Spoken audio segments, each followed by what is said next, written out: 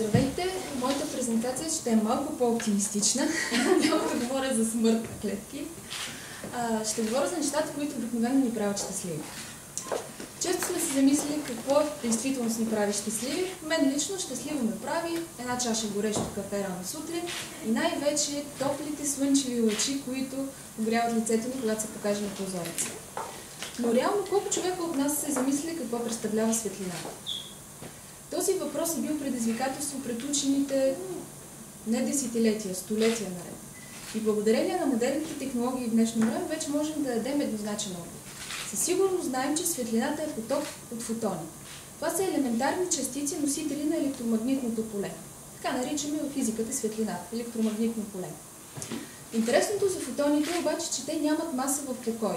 Тоест, ако взема един фотон и го накарам да стои мирно на едно място и се опитам да го претегля, кантара няма да отчете нищо. Щастливец. Но те могат да съществуват само когато са в движение. И повярвайте ми, това е най-бързото нещо във Вселена. Фотоните са като състезатели във Формула 1. Те карат най-бързите, най-мощните, най-яките болиди. И няма друг обект, който да може да достигне тяхната скорост, камо ли да я надмине. Скоростта на светлината в космоса е някъде около 300 милиона метра в секунда. Тоест, ако решим да се състезаваме с един фотон и разстоянието от Слънцето до Земята, и да кажем, караме Ламборгини, фотонът ще финишира за около 8 минути. На нашето ни трябват 176 години.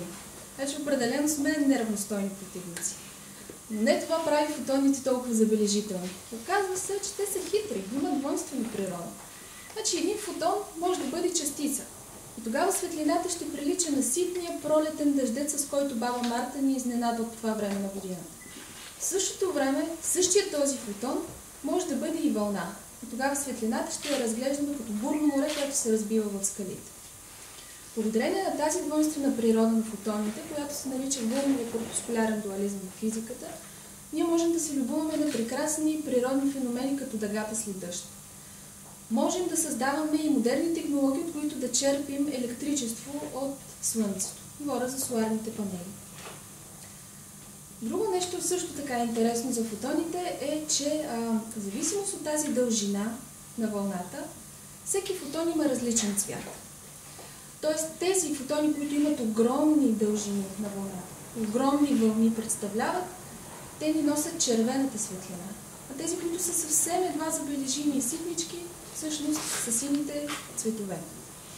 И един съвет от мен, като финал, независимо от това дали знаете каква ще е прогнозата за времето и дали вън ще вали дъжд или не, винаги носете със себе си чадър, особено през лято. Защото тогава дъждът от фотони е направо пороен и може да ви изгори кожата. Благодаря ви много.